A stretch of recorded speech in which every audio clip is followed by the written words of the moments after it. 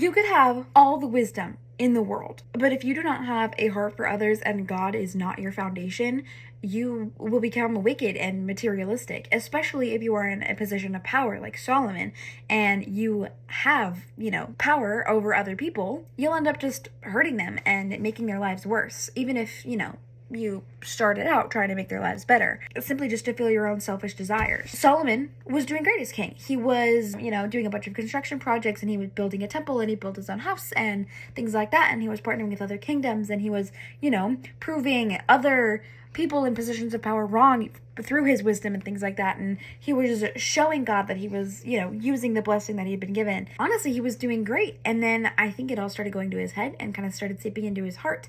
And everything started to become for political gain.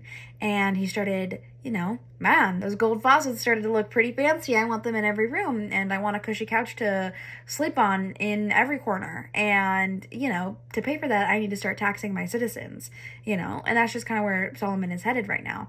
And even his wives are mostly for political gain. I don't even know how many of them are for love. Solomon, I don't even know if he has a love story. We haven't finished his life yet, but I don't know if Solomon gets a love story.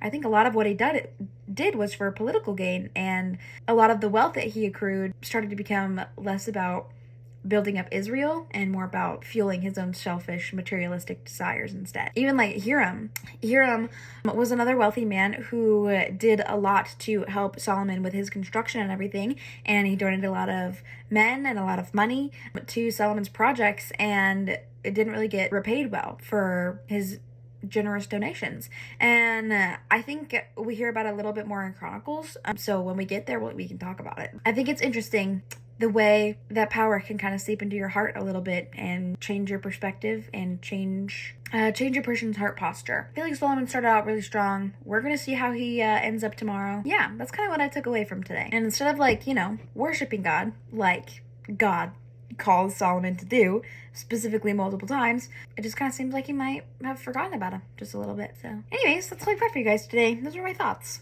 I hope you have a fantastic evening. I love you, and we're going to see what happens tomorrow. Bye-bye.